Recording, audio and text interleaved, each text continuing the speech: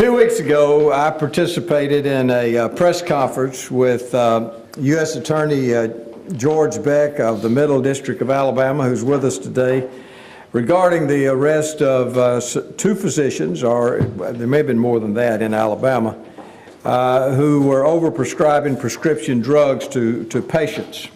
You know, Alabama has one of the highest rates in the nation of prescription painkillers sold per 1,000 people. And the state ranks high in the number of fatal overdoses of prescription painkillers. As a physician and as Alabama's governor, I understand the importance of fighting prescription drug abuse. Used properly, under physicians' directions, narcotic pain relievers such as OxyContin and Percocet and Lortab, and there are many of them, these prescription drugs bring much needed comfort to many Alabamians, but their abuse is a serious and growing threat. Finding ways to address prescription drug abuse and halt the growing epidemic has been challenging. Since 2012, Alabama has been on the forefront of promoting greater awareness about the potential dangers of prescription drugs. I joined Colorado Governor John Hickenlooper in 2012 to lead the Prescription Drug Abuse Project hosted by the National Governors Association. The Academy was an initiative in strategic planning aimed at reducing prescription drug abuse. To be truly successful in reducing prescription drug abuse, states must develop and implement a comprehensive statewide strategy that reduces access to prescription drugs for illicit use.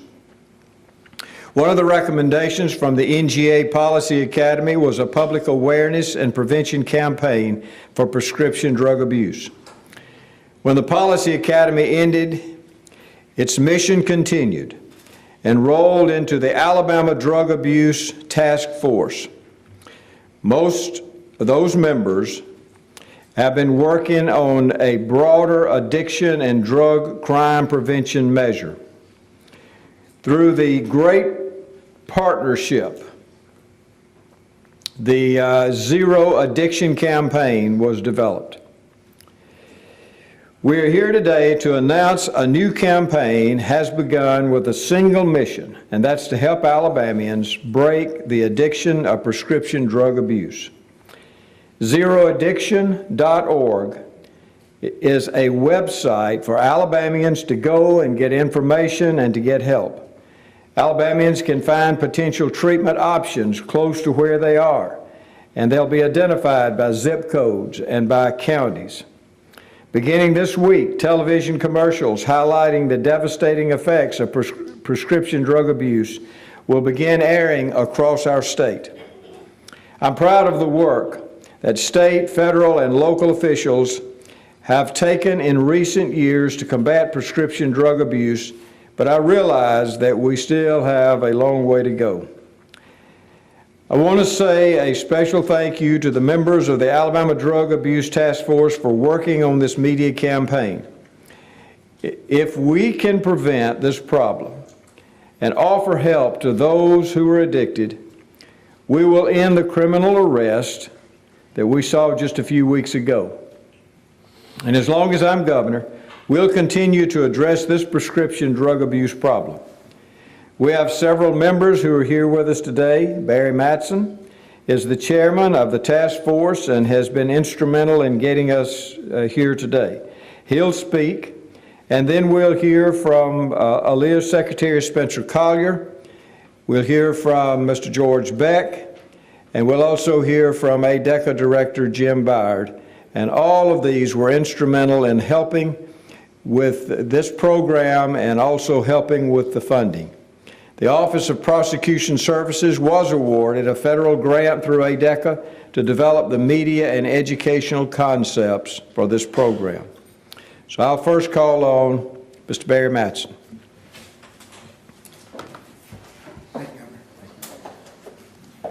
Thank you all for being here. And I have to thank some particular people, and I will leave some names out, and I apologize for that. I know we always do the thank yous, but Governor Bentley, I have to thank him and his leadership and initiative, and Rebecca Borkins, who worked in his office at the time, was a partner in this, and we wouldn't be here without Rebecca. I want to point that out. And Dr. Don Williamson, who's not here but is represented by Dr. Tom Miller, who was here on the stage earlier. You have to know what that man does for Alabama and what that agency does, and the partnership we have with them is critical.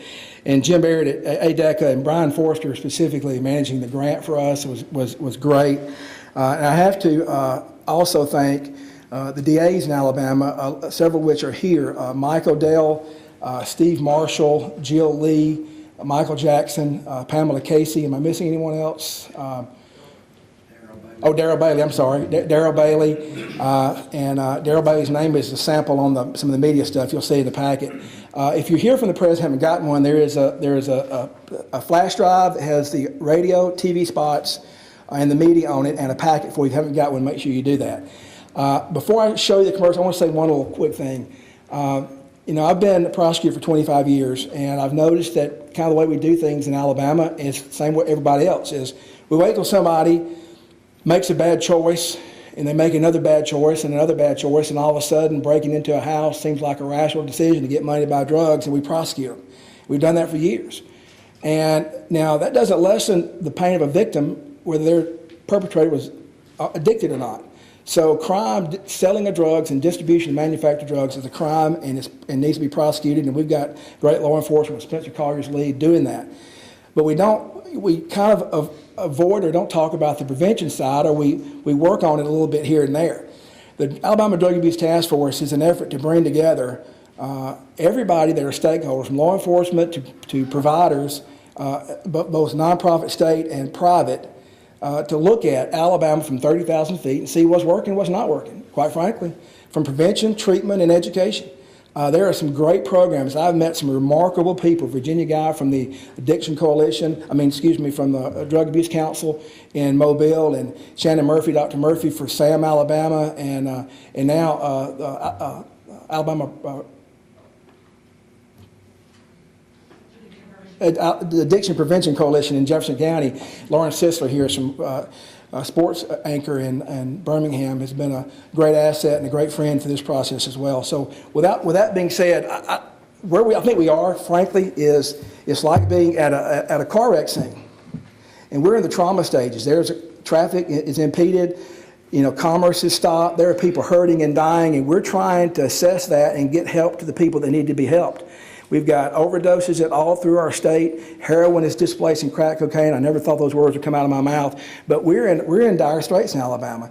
And so I think this is a triage effort to help and get information to people so they can make smart decisions for themselves and their family, and get treatment options for them. And that's what we're trying to do, and to start conversations through the media efforts. And I think that's so if you look at it that way, I think we're going to get to a place, but right now we're in a fix in Alabama. We got people hurting and dying.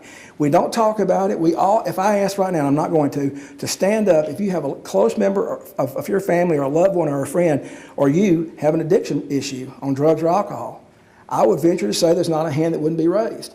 It touches us all, but it's a conversation we don't have. And hope these commercials will start that. Elizabeth, there's something I've been wanting to say.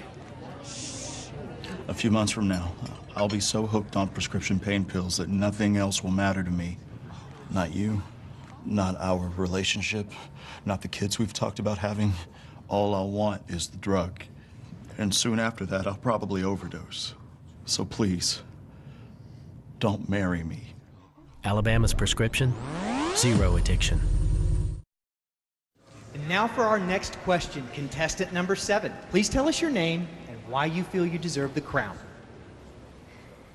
Hi, I'm Darlene Jones, and I've been taking prescription ADHD meds to lose weight, stay awake, and party. Soon I'll be selling to my friends, and eventually I'll be rushed to the ER and pronounced dead on arrival. So don't vote for me. Alabama's prescription, zero addiction. With the help of Alabama Department of Public Health, We'll be airing those spots across Alabama in the next 2 weeks on media, on TV stations, the next 2 weeks. Thanks, Barry. Barry's done a great job with this, and we appreciate his leadership and leadership out of the governor's office. I'm Spencer Collier. I'm Governor Bentley's Secretary of Law Enforcement with Alabama Law Enforcement Agency. You've seen the program. OPS, in partnership with ADECA and our federal partners and the Alabama Department of Public Health, has done a great job putting this together.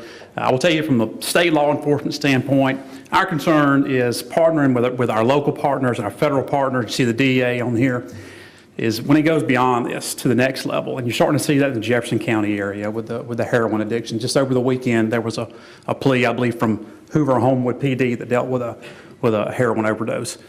This is the next step. This is the step that we're dealing with in law enforcement, and it's moving further south from the Jefferson County area, further south, and eventually, if we don't take the lead on this, we're going to deal with that heroin epidemic throughout the state that North Alabama's been dealing with. So with that, that's all I have to add. I'll be available for questions if they're needed later. Additionally, here with me in the crowd somewhere, I believe, is our investigative director, Gene Wiggins, and SBI takes the lead for state law enforcement, and the narcotics unit in SBI does that, and they're here as well. Thank you. I guess I'm supposed to introduce next Mr. George Beck, our U.S. Attorney.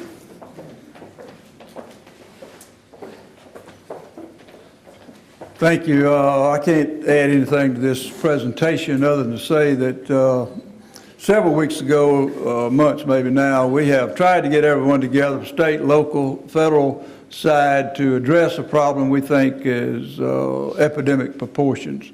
Drugs in general is something we can always talk about, but we're trying to concentrate on heroin, spice, and what leads to that are these abuse of prescription medication. Our goal is education, prevention, and if necessary, enforcement. By the time it gets to enforcement, whether it's on a state or federal level, a lot of lives would have been ruined and a lot of families broken up and a lot of damage done.